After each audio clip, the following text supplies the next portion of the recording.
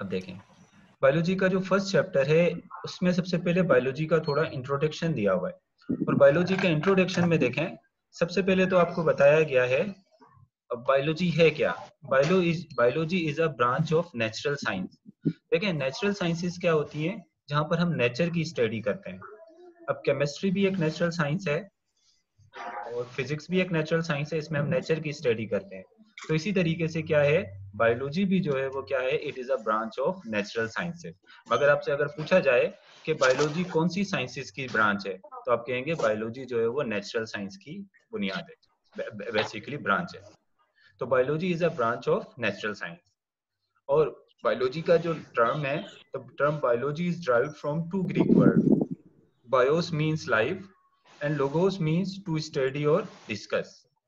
तो अगर हम बायोलॉजी को डिफाइन करना चाहें तो सबसे सिंपल जो डिफिजन है, डेफिनेशन है, study of life is called biology. यानी जिंदगी की जो स्टडी है, लाइफ की जो स्टडी है, उसको हम क्या कहते हैं, उसको हम कहते हैं biology.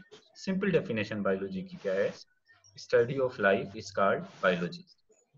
Now from this definition the question which arise in our mind is that what is life. अब इस डेफिनेशन से जो क्वेश्चन हमारे दिमाग में आता है वो ये आता है कि लाइफ क्या है, लाइफ हम किस चीज को कहते हैं, या लाइफ को हम कैसे डिफाइन करेंगे। तो सबसे पहले तो एक बात याद रखें, there is no particular definition of life. Life की कोई पर्टिकुलर डेफिनेशन नहीं है, लाइफ की कोई पर्टिकुलर डेफिनेशन नहीं है। तो क्या होता है कि साइंटिस्ट जो लाइफ को डिफाइन करते हैं वो कैसे डिफाइन करते हैं, साइंटिस्ट लाइफ को इस तरह से डिफाइन करते हैं कि लाइफ इज अ, ये डेफिनेशन जो साइंटिस्ट देते हैं या जो बायोलॉजिस्ट लाइफ की डेफिनेशन देते हैं वो क्या है, life is a set of characteristics which distinguish living thing from non living thing। Life क्या है, कुछ मखसूस खुसूसियात का सेट है जिसकी बुनियाद पर हम जानदार और बेजान में क्या करते हैं, फर्क करते हैं। लाइफ इज नथिंग, लाइफ बजाते खुद कुछ नहीं है। ये क्या है, कुछ खुसूसियात का एक सेट है या कुछ खुसूसियात का एक ग्रुप है, जिन खुसूसियात की बुनियाद पर हम जानदार और बेजान में क्या करते हैं, फर्क करते हैं। अब ये खुसूसियात कौन कौन सी हैं, यानी वो कौन से कैरेक्टरिस्टिक्स हैं लाइफ के। तो लाइफ को उसकी कैरेक्टरिस्टिक की बुनियाद पर डिफाइन किया जाता है। लाइफ के जो मेन कैरेक्टरिस्टिक्स हैं वो है respiration, reproduction and growth. Life की जो बेसिक कैरेक्टरिस्टिक है उसमें रेस्पिरेशन आ जाती है, रिप्रोडक्शन आ जाती है और ग्रोथ। यानी वो लिविंग ऑर्गेनिज्म या कोई भी थिंग्स जिनके अंदर जो रेस्पायर करते हैं, जो रिप्रोड्यूस करते हैं और जो ग्रोथ करते हैं, उनको हम क्या कहेंगे, उनको हम कहेंगे कि इनमें लाइफ मौजूद है। और उन थिंग्स को हम क्या कहेंगे, उन थिंग्स को हम कहेंगे लिविंग ऑर्गेनिज्म। स्टूडेंट आप अपने म्यूट कर लें ताकि आवाज ना आए, जिस वक्त आपको क्वेश्चन करना हो उस वक्त आप जो है वो क्वेश्चन करें। आप अपने आप को, ज्यादातर स्टूडेंट क्या कर लें, म्यूट कर लें, फिर जब आपको क्वेश्चन करना हो तब अनम्यूट कर लीजिएगा। तो लाइफ के जो मेन कैरेक्टरिस्टिक्स हैं वो कौन से हैं, रेस्पिरेशन, रिप्रोडक्शन और ग्रोथ। लाइफ के और भी बहुत सारे कैरेक्टरिस्टिक हैं, लेकिन मेन प्रॉपर्टीज या मेन कैरेक्टरिस्टिक ये 3 हैं। ये 3 कैरेक्टरिस्टिक जिसमें मौजूद होंगे उनको हम क्या कहेंगे, उनको हम कहेंगे कि इनके अंदर लाइफ मौजूद है। अब इनमें लाइफ मौजूद है और हम इनको कहेंगे कि ये क्या है, ये लिविंग थिंग है। और उनकी स्टडी को हम क्या कहेंगे, उनकी स्टडी को हम कहेंगे बायोलॉजी। अब फॉर एग्जाम्पल, अगर ये एक पेंसिल है तो ये पेंसिल रेस्पायर नहीं कर सकती, तो इट मींस ये क्या है, ये नॉन लिविंग थिंग है। लेकिन ये प्लांट है, इस प्लांट के लीव्स पर स्टोमेटा होते हैं, इसमें स्टोमेटा के जरिए ये गैसेस एक्सचेंज करता है और ये रेस्पिरेशन कर सकता है। तो इसका मतलब क्या है कि ये प्लांट जो है वो क्या है, लिविंग थिंग है। इसी तरीके से एक ट्री होता है, उस ट्री से सीड प्रोड्यूस होते हैं और उन सीड से एक नया प्लांट निकल आता है। तो ये प्लांट क्या कर रहा है, रिप्रोड्यूस कर रहा है। तो इसका मतलब जो चीज रिप्रोड्यूस करती है वो भी क्या होती है, वो लिविंग थिंग है। ये पेंसिल रिप्रोड्यूस नहीं कर सकती तो ये लिविंग थिंग नहीं है। इसकी स्टडी को आप बायोलॉजी नहीं कहोगे क्योंकि ये लिविंग थिंग नहीं है। तो लिविंग थिंग के लिए, लिविंग थिंग किसी को कहने के लिए कि उसमें कौन कौन सी कैरेक्टरिस्टिक का होना जरूरी है, एक तो उसका जो है वो रेस्पायर करना जरूरी है, उसका रिप्रोड्यूस करना जरूरी है, और तीसरी चीज लिविंग थिंग ग्रो करती है। जैसे ये एक बेबी प्लांट है, ये एक टॉल ट्री में कन्वर्ट हो जाएगा। एक छोटा बच्चा आदमी या एक मेल या फीमेल बन जाता है। तो लिविंग थिंग क्या करती हैं, ग्रोथ भी करती हैं, वो बढ़ती भी हैं। लेकिन ये पेंसिल ग्रो नहीं करेगी क्योंकि क्या है, ये नॉन लिविंग थिंग है। So those organisms which have these three characteristics, they are called living organism and they have life. So these are called living organism. इनको हम क्या कहेंगे, इनको हम कहेंगे living organism और इनकी स्टडी को कहेंगे बायोलॉजी। अच्छा अब देखो ऑर्गेनिज्म क्या होता है। ऑर्गेनिज्म का लफ्ज हम किसके लिए इस्तेमाल करते हैं, things that exhibit the properties of life. वो चीजें जिसमें जिंदगी की खुसूसियात मौजूद होती हैं, उन चीजों को हम क्या कहते हैं, ऑर्गेनिज्म। जैसे एक सेल है, ये सेल जो है वो रेस्पायर भी कर, ये अमेबा का सेल है, ये अमेबा का सेल रेस्पायर भी करता है, ये रिप्रोड्यूस भी करता है और ये साइज में बढ़ता है, इसमें ग्रोथ भी होती है। तो इसके अंदर तमाम लिविंग ऑर्गेनिज्म की कैरेक्टरिस्टिक मौजूद हैं। तो इस वजह से इसको हम क्या कहेंगे, इसको हम कहेंगे ऑर्गेनिज्म। ऑर्गेनिज्म किस चीजों को कहते हैं, ऑर्गेनिज्म उन चीजों को कहते हैं जिनमें लाइफ की प्रॉपर्टीज मौजूद होती हैं। तो हम ये भी कह सकते हैं कि बायोलॉजी बेसिकली क्या है, लिविंग ऑर्गेनिज्म की जो स्टडी है उसको हम क्या कहते हैं, बायोलॉजी। अब देखिए वायरस जो है, वायरस में लिविंग ऑर्गेनिज्म की तमाम प्रॉपर्टीज मौजूद नहीं है। तो इसी वजह से वायरस को जो है वो लिविंग और नॉन लिविंग के दरमियान में रखा गया है। अच्छा हम अब आ जाते हैं आगे। लिविंग ऑर्गेनिज्म की जब हम बात करते हैं तो आपकी बुक में तो दिया हुआ है, लिविंग ऑर्गेनिज्म के अंदर एक प्लांट्स होते हैं। पहले पहले लिविंग ऑर्गेनिज्म जो साइंटिस्ट को नजर आते थे, एक प्लांट नजर आते थे और दूसरे कौन से नजर आते थे, एनिमल। प्लांट की स्टडी को जूलॉजी, बॉटनी कह दिया गया और एनिमल की स्टडी को क्या किया गया, कहा गया जूलॉजी। इसके बाद लिविंग ऑर्गेनिज्म को 5 किंगडम में डिवाइड कर दिया गया। अभी जो है वो मैं आपको 5 किंगडम नहीं बता रहा हूँ, 5 किंगडम हम चैप्टर नंबर 5 में डिटेल में पढ़ेंगे। अभी हम उससे थोड़ा सा आगे जाते हैं। Scientists have discovered Scientists have discovered and named more than 1.5 million species of living organism। यानी जो साइंटिस्ट हैं या जो बायोलॉजिस्ट हैं, उन्होंने दुनिया में कितनी लिविंग ऑर्गेनिज्म की स्पीशीज को डिस्कवर कर लिया है और उनको नाम दे दिया है। कितनी है, 1.5 मिलियन स्पीशीज। जैसे पैरट है, डॉग है, कैट है, लाइन है। ऐसे हम काउंट करते जाएं तो टोटल कितनी स्पीशीज हैं लिविंग ऑर्गेनिज्म की दुनिया में, 1.5 मिलियन स्पीशीज लिविंग ऑर्गेनिज्म की मौजूद हैं, which exist in great variety of form, shape and size। अब ये लिविंग ऑर्गेनिज्म की डिफरेंट जो है वो क्या है, मुख्तलिफ फॉर्म्स के अंदर पाई जाती हैं। यानी इनकी मुख्तलिफ स्ट्रक्चर्स होती हैं, इनकी मुख्तलिफ शक्लें होती हैं और इनके मुख्तलिफ साइज होते हैं। अब आप देखें यहाँ पर मैंने 3 तस्वीरें दी हुई हैं, ये तीनों लिविंग ऑर्गेनिज्म हैं, लेकिन तीनों लिविंग ऑर्गेनिज्म का साइज भी डिफरेंट है, इनकी शेप भी डिफरेंट है और इनकी फॉर्म यानी इनकी स्ट्रक्चर भी क्या है, डिफरेंट है। तो living organism different form, different size और डिफरेंट स्ट्रक्चर के अंदर पाई जाती है। अच्छा दुनिया की जितनी भी लिविंग ऑर्गेनिज्म है, उनमें सबसे स्मॉलेस्ट जो लिविंग ऑर्गेनिज्म इस दुनिया में मौजूद है वो कौन सा है, बैक्टीरिया। अगर आपसे कोई एमसीक्यूज पूछा जाता है कि दुनिया का सबसे स्मॉलेस्ट लिविंग ऑर्गेनिज्म कौन सा है, उसमें अगर आ जाता है बैक्टीरिया और उसके साथ वायरस भी दे देते हैं, तो आपने क्या लिखना है, आपने बैक्टीरिया क्लिक करना है, आपने वायरस नहीं करना, क्योंकि वायरस लिविंग ऑर्गेनिज्म नहीं है। लिविंग ऑर्गेनिज्म कौन सा है, लिविंग ऑर्गेनिज्म बैक्टीरिया है। वायरस, अगर लिविंग थिंग्स के बारे में पूछा जाए तो आप फिर कह सकते हो कि वायरस, लेकिन अगर लिविंग ऑर्गेनिज्म की बात पूछी जाएगी तो आपने हमेशा किसको क्लिक कर या किसको जो है वो टिक करना है, आपने बैक्टीरिया को ही टिक करना है। तो इस वर्ड के अंदर, इस दुनिया में सबसे स्मॉलेस्ट लिविंग ऑर्गेनिज्म कौन सा है, बैक्टीरिया। ये ऊपर जो तस्वीर नजर आ रही है किसकी है, ये बैक्टीरिया की। और इसमें जो सबसे लार्जेस्ट एनिमल है, दुनिया में जो सबसे लार्जेस्ट एनिमल है वो क्या है, वो है वेल फिश। दूसरे नंबर पे जो तस्वीर मैं यहाँ पर दिखा रहा हूँ ये क्या है, ये वेल फिश, और ये दुनिया की सबसे लार्जेस्ट एनिमल है। ये 40 मीटर इसकी लेंथ होती है, 150 टन इसका वेट होता है। अगर कोई ऐसा एमसीक्यूज आ जाए आपके पास कि लैंड पर, जमीन पर पाए जाने वाला सबसे लार्जेस्ट एनिमल कौन सा है, तो आप कहोगे एलिफेंट। लेकिन अगर दुनिया का पूछा जाए, यानी पानी और जमीन दोनों को मिलाकर पूछा जाए कि सबसे लार्जेस्ट एनिमल कौन सा है, तो फिर आप वेल लिखोगे। आप मेरी बात समझ रहे हो कि अगर अर्थ पर, जमीन पर, क्योंकि ये वेल फिश जमीन पर तो नहीं होती ना, अगर जमीन पर पाए जाने वाले एनिमल का आपसे कोई एमसीक्यूज में पूछा जाए कि वो कौन सा होता है, तो आप कहोगे एलिफेंट है।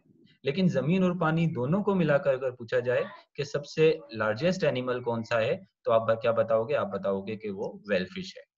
अच्छा दुनिया के अक्सर टालेस्ट ट्री में कौन सा ट्री आ जाता है, ये है रेडवुड ट्री। नीचे जो मैं तस्वीर दी हुई है किस ट्री की है, रेडवुड ट्री, जिसको हम शीशम का दरख्त भी कहते हैं, ये 300 फीट जो है वो इसकी क्या होती है, इसकी हाइट होती है। तो ये कुछ थोड़ा सा डिस्क्रिप्शन दी हुई थी, इसमें से आपने थोड़ा याद रख लेना है कि कौन सा सबसे स्मॉलेस्ट ऑर्गेनिज्म है और कौन सा सबसे लार्जेस्ट ऑर्गेनिज्म है, और प्लांट के अंदर टॉलेस्ट ट्री कौन सा है। अच्छा, अब आ जाते हैं ब्रांचेस ऑफ बायोलॉजी की तरफ। बायोलॉजी देखें एक वास्ट फील्ड है। अब क्या होता है कि जब हम स्टडी किसी चीज की करते हैं तो हम उसको क्या करते हैं, मुख्तलिफ जो है वो उसकी इसकी स्टडी को आसान करने के लिए हम उसको क्या करते हैं, मुख्तलिफ ब्रांचेस के अंदर जो है वो क्या कर देते हैं, हम मुख्तलिफ ब्रांचेस में उसको जो है वो डिवाइड कर देते हैं। अब इसी तरीके से बायोलॉजी भी एक वास्ट फील्ड है, तो उसको भी मुख्तलिफ ब्रांचेस में डिवाइड किया गया। तो सबसे जो मेन ब्रांचेस जो बायोलॉजी की हैं वो है botany, botany is the study of plant. एक जूलॉजी है, जूलॉजी किसकी स्टडी को कहते हैं, एनिमल्स की स्टडी को कहते हैं। और माइक्रोबायोलॉजी किसको कहते हैं, माइक्रोबायोलॉजी कहते हैं माइक्रो ऑर्गेनिज्म की स्टडी को। तो 3 मेन ब्रांचेस ऑफ बायोलॉजी तो ये हैं। इसके अलावा भी बायोलॉजी की कुछ ब्रांचेस हैं, there are other branches of biology, जिसमें सबसे पहले आ जाती है molecular biology. Molecular biology deal with the structure and function of molecules which take part in biological process. अब मिसाल के तौर पे आप देखें, ये कार्बन डाइऑक्साइड का मॉलिक्यूल है, ये बायोलॉजी के कौन से प्रोसेस में टेक पार्ट करता है, ये फोटोसिंथेसिस में टेक पार्ट करता है। ये ऑक्सीजन का मॉलिक्यूल है, ये कौन से प्रोसेस में टेक पार्ट करता है, ये रेस्पिरेशन में टेक पार्ट करता है। या प्रोटीन का मॉलिक्यूल जो है वो हमारे मसल्स को बनाने में जो है वो काम करता है। ग्लूकोज का मॉलिक्यूल जो है वो हमें एनर्जी देने में काम करता है। तो अब ये देखें, डिफरेंट मॉलिक्यूल्स हैं जो बायोलॉजी के डिफरेंट प्रोसेसेस में क्या करते हैं, टेक पार्ट करते हैं। अब जब हम इनके स्ट्रक्चर और फंक्शन की स्टडी करेंगे तो इसको हम क्या कहेंगे, इसको हम कहेंगे मॉलिक्यूलर बायोलॉजी। मॉलिक्यूलर बायोलॉजी में मिसाल के तौर पे कार्बन डाइऑक्साइड में कार्बन का एक एटम है और ऑक्सीजन के 2 एटम है, ये इसके स्ट्रक्चर की स्टडी हो गई। फिर फंक्शन की स्टडी क्या होगी, ये प्लांट्स की बॉडी में जाके कैसे ग्लूकोज में कन्वर्ट होता है, ये इसका फंक्शन हो गया। तो इसकी स्टडी को हम क्या कहेंगे, इसकी स्टडी को हम कहेंगे मॉलिक्यूलर बायोलॉजी। अब आप कहें तो मॉलिक्यूलर बायोलॉजी और बायोकेमिस्ट्री में क्या फर्क होगा। देखें, मॉलिक्यूलर बायोलॉजी में तो सिर्फ मॉलिक्यूल ही होते हैं, मॉलिक्यूलर बायोलॉजी में सिर्फ मॉलिक्यूलर बायोलॉजी में जो स्टडी होती है वो सिर्फ किससे कंसर्न है, मॉलिक्यूल से। जबकि बायोकेमिस्ट्री में तो क्या होता है, total it is a chemistry, it is a chemical study of life. Biochemistry में तो सब चीजें आ जाती हैं, एटम की स्टडी भी बायोकेमिस्ट्री में आ जाएगी, कंपाउंड की स्टडी भी आ जाएगी, और मुख्तलिफ किस्म के जो रिएक्शंस आते हैं वो भी किस में आ जाएंगे, वो भी बायोकेमिस्ट्री में आ जाएगा। लेकिन मॉलिक्यूलर बायोलॉजी में तो सिर्फ हम मॉलिक्यूल के स्ट्रक्चर, उन मॉलिक्यूल के स्ट्रक्चर और फंक्शन की स्टडी करेंगे जो किसमें टेक पार्ट करते हैं, बायोलॉजिकल प्रोसेसेस में टेक पार्ट करते हैं। कहें तो ये बात भी हम कह सकते हैं कि बायोकेमिस्ट्री की एक ब्रांच है मॉलिक्यूलर बायोलॉजी। हाँ स्टूडेंट, क्लियर हो रहे हैं मेरे पॉइंट आपको, आवाज आ रही है स्टूडेंट आपको मेरी? Yes sir. चलें सही, आगे चलते हैं। मॉलिक्यूलर बायोलॉजी को simply structure and function of molecule. अब देखिए, कोई भी ऐसा एमसीक्यूज आ जाता है जिसमें अगर मॉलिक्यूल की बात की जाएगी ना, फंक्शन ऑफ मॉलिक्यूल, अगर की पॉइंट उसमें क्या है, मॉलिक्यूल। अगर मॉलिक्यूल आए तो आप मॉलिक्यूलर बायोलॉजी की बात करेंगे। अगर केमिस्ट्री ऑफ लाइफ आ जाए तो फिर वो क्या होगी, वो होगी बायोकेमिस्ट्री। इससे आप फर्क रखेंगे कि मॉलिक्यूलर बायोलॉजी क्या है और बायोकेमिस्ट्री क्या है। उसके बाद आ जाता है इन्वायरमेंटल बायोलॉजी। अब देखिए, ये इन्वायरमेंटल बायोलॉजी जो है वो क्या होता है। इन्वायरमेंटल बायोलॉजी हम इसको कहते हैं, फॉर एग्जांपल ये एक ट्री है, एक ये नीम ट्री है।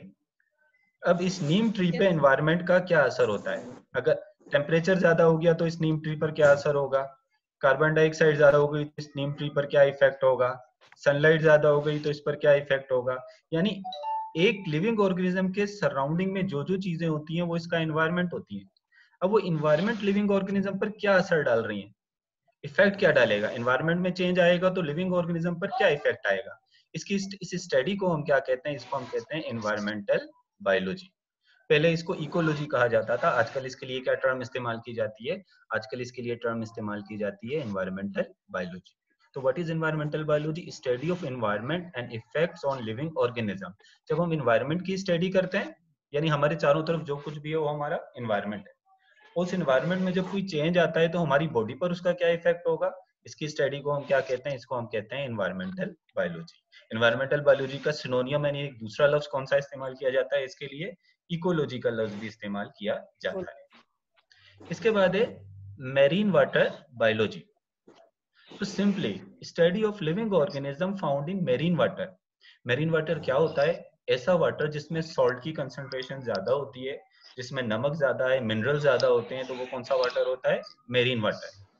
और स्मॉल बॉडी जो मेरीन वाटर की है उसको हम सी कहते हैं, और जो लार्ज बॉडी है मेरीन वाटर की उसको हम क्या कहते हैं? ओशन कहते हैं। तो इसका मतलब हम कह सकते हैं कि सी और ओशन में, समंदर में जितने भी लिविंग ऑर्गेनिज्म पाए जाते हैं उनकी स्टडी को हम क्या कहते हैं? उनकी स्टडी को हम कहते हैं marine water biology. Study of living organism found in marine water. Marine water के अंदर जो लिविंग ऑर्गेनिज्म पाए जाते हैं उसकी स्टडी को हम कहते हैं मेरीन वाटर बायोलॉजी।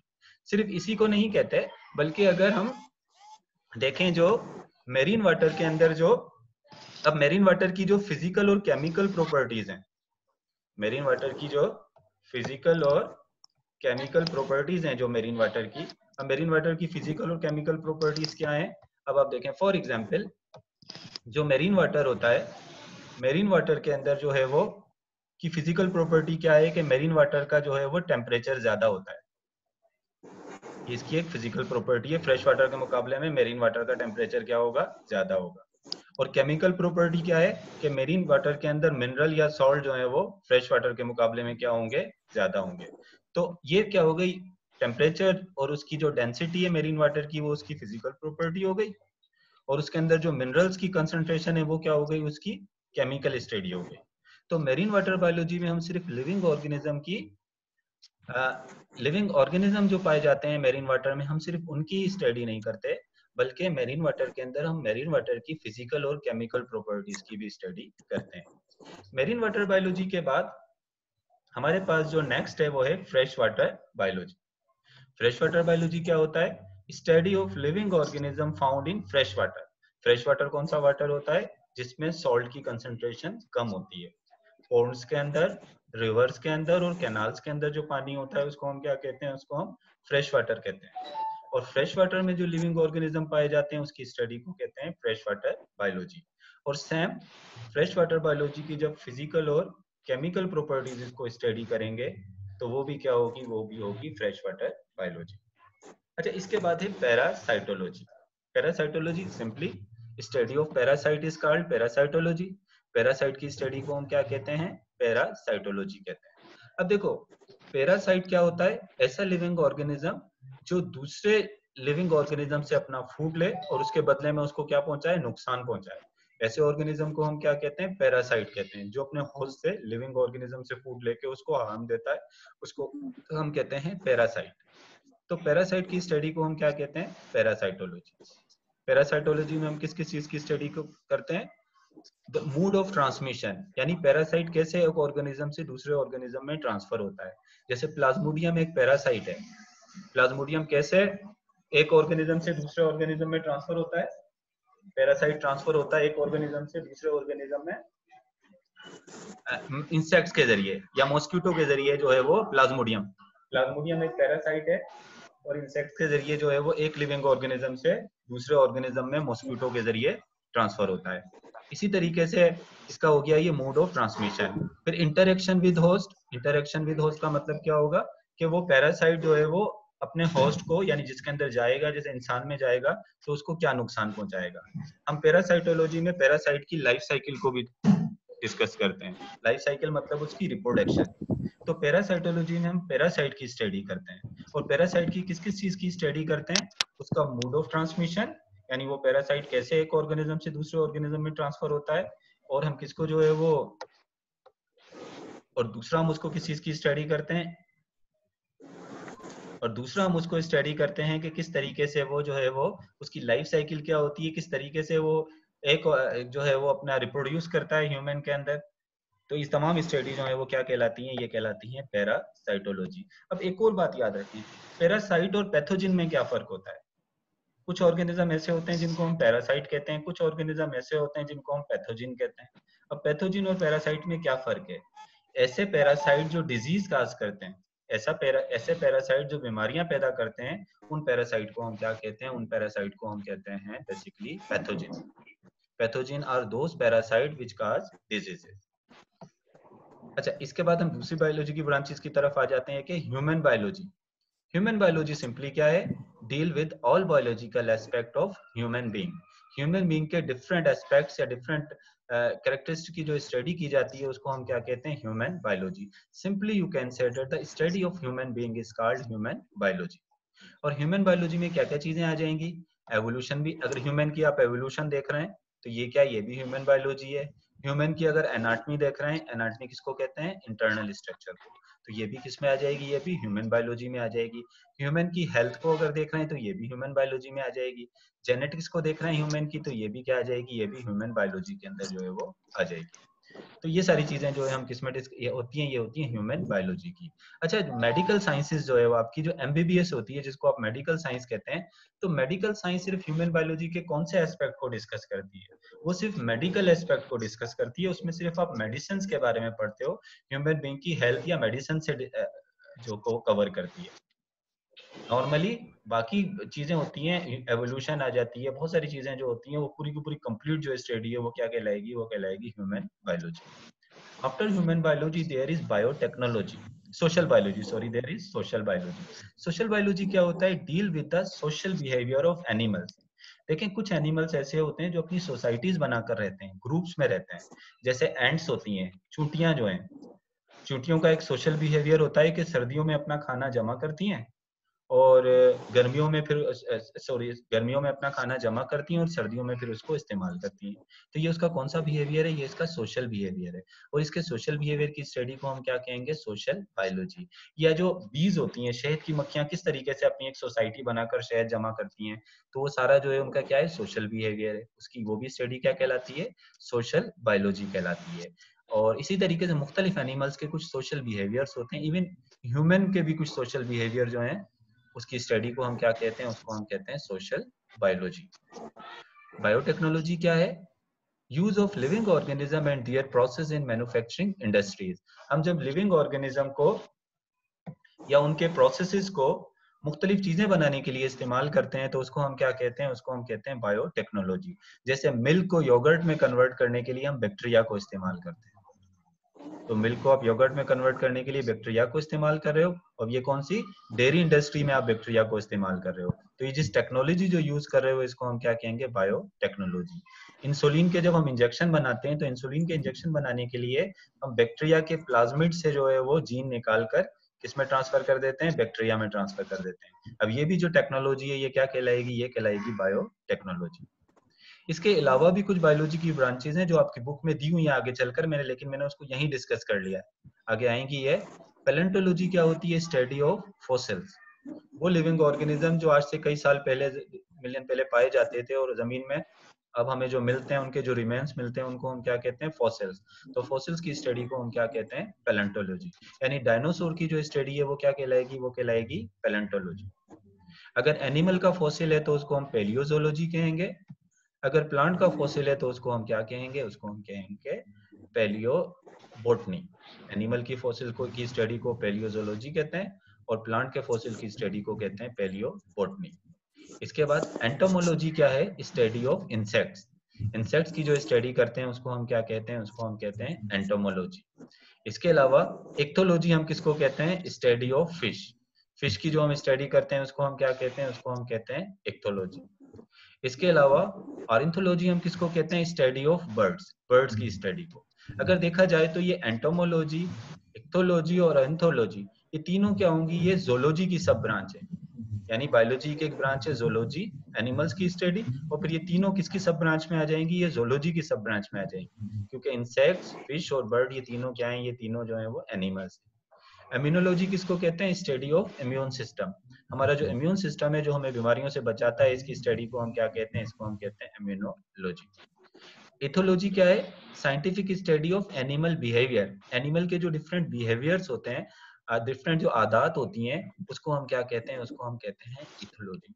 मिसाल के तौर पे एनिमल्स के बिहेवियर में कौन कौन से बिहेवियर आ जाते हैं, जैसे डॉग्स होते हैं, डॉग्स का एक बिहेवियर होता है, उनकी जो टेरिटरी होती है, उनका जो इलाका होता है, उस इलाके में जब कोई दूसरा डॉग आता है तो वो बार्क करते हैं, तो बार्किंग करते हैं, भौंकते हैं। तो ये उनका कौन सा, ये उनका एक बिहेवियर है। तो इस बिहेवियर की स्टडी को जो है हम क्या कहेंगे, इसको हम कहेंगे इथोलॉजी। ये बेसिकली बिहेवियर की स्टडी को कहा जाता है। जेरोंटोलॉजी क्या है, basically scientific study of ageing. Ageing हमें पता है, जो हमारी आहिस्ता आहिस्ता उम्र बढ़ती है, ageing the phenomena of become getting old, पुराना होना या ओल्ड होने का जो प्रोसेस है, इसको हम क्या कहते हैं? एजिंग। एजिंग क्यों हो जाती है, इसकी साइंटिफिक रीजन क्या है, इसकी स्टडी को हम क्या कहते हैं? इसको हम कहते हैं जेरोंटोलॉजी। इसके बाद ऑर्टिकोलॉजी है, स्टडी ऑफ सिंगल पॉपुलेशन। मिसाल के तौर पे आपको पता है, पॉपुलेशन का कॉन्सेप्ट आपको पता होगा। मिसाल के तौर पे अगर ये हैदराबाद या टंडोलियार का एरिया है और इसमें ये कैट्स हैं, अभी हम सिर्फ एक कैट की स्टडी कर रहे हैं, यहाँ पर एक सिंगल पॉपुलेशन की स्टडी कर रहे हैं कैट्स की। तो ये जो सिर्फ एक पॉपुलेशन की स्टडी करेंगे तो इसको क्या कहेंगे? इसको हम कहेंगे ऑर्टिकोलॉजी। लेकिन इस कैट्स के साथ हम यहाँ पर डॉग्स की भी स्टडी कर रहे हैं, डॉग्स के साथ गोट्स भी हैं, इन सबको मिलाकर इनकी स्टडी करेंगे तो ये क्या कहलाएगी? ये कहलाएगी सिनेकोलॉजी। जब हम, और बहुत सारी पॉपुलेशन का डिफरेंट पॉपुलेशन का जो ग्रुप होता है उसको हम क्या कहते हैं? उसको कम्युनिटी कहते हैं। तो डिफरेंट पॉपुलेशन को जब आप स्टडी करते हो तो उसको हम क्या कहते हैं? या कम्युनिटी की जो स्टडी करोगे उसको हम क्या कहेंगे? उसको हम कहेंगे सिनेकोलॉजी। और जब when you study a single population it is called और ecology.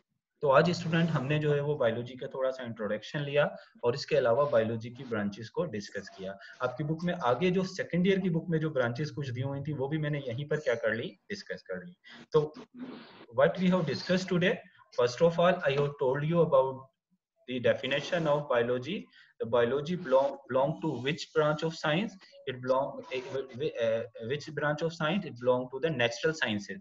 Biology is a branch of natural science. Biology जो है वो कौन सी ब्रांच की साइंस है? नेचुरल ब्रांच की साइंस है। और बायोलॉजी के लिए एक और टर्म हम क्या इस्तेमाल करते हैं? Life sciences. बायोलॉजी क्या के लिए दूसरा लफ्ज क्या हम इस्तेमाल कर सकते हैं? लाइफ साइंसेस का लफ्ज भी इस्तेमाल कर सकते हैं। Biology simply what is biology? Study of life जो है उसको हम क्या कहते हैं? उसको हम बायोलॉजी कहते हैं। इसके बाद मैंने I told you about the definition of life. Life की डेफिनेशन क्या है? Life is a set of characteristic which distinguish living thing from non living thing. Life बताते खुद क्या है? लाइफ कुछ खुसूसियात का एक सेट है, कुछ खुसूसियात का एक ग्रुप है जिसकी बुनियाद पर हम लिविंग और नॉन लिविंग के दरमियान में क्या कर सकते हैं? फर्क कर सकते हैं। मेन कैरेक्टरिस्टिक ऑफ लाइफ कौन सी है? रेस्पिरेशन, रिप्रोडक्शन और ग्रोथ। जिसमें ये तीनों कैरेक्टरिस्टिक मौजूद होंगी उनको उसको हम क्या कहेंगे? उसको हम कहेंगे कि इसमें लाइफ मौजूद है। और उसको हम किस में रखेंगे? उसको हम लिविंग ऑर्गेनिज्म में रखेंगे। और लिविंग ऑर्गेनिज्म की स्टडी को क्या कहेंगे? बायोलॉजी। ऑर्गेनिज्म हम किसको कहते हैं? ऐसी थिंग, ऐसी चीज जिसमें जिंदगी की खुसूसियात मौजूद हैं उसको हम क्या कहते हैं? उसको हम ऑर्गेनिज्म का नाम उसके लिए इस्तेमाल करते हैं। उसके बाद हमने डिस्कस किया कि दुनिया के अंदर कितने लिविंग ऑर्गेनिज्म की स्पीशीज अभी तक साइंटिस्ट डिस्कवर कर चुके हैं? 1.5 मिलियन स्पीशीज। वैसे नॉर्मली आपको बताऊं, अक्सर एमसीक्यूज के अंदर नंबर, मेडिकल के जो एमसीक्यूज होते हैं उनमें नंबर, ईयर और मेजरमेंट नहीं पूछते। अक्सर कॉन्सेप्ट पूछे जाते हैं, साइजेस, मेजरमेंट वगैरह आप पुराने पेपर में भी देखिएगा डिस्कस नहीं की जाती। बेसिक कॉन्सेप्ट आपके क्लियर होने चाहिए। यहाँ सिंपली बता देता हूँ कि 1.5 million species of living organism discover हो चुके हैं अभी तक। और वो लिविंग ऑर्गेनिज्म जो है वो एक जैसे नहीं है, उनकी स्ट्रक्चर में भी फर्क है, उनके साइज में भी फर्क है और उनकी फॉर्म्स में भी फर्क है।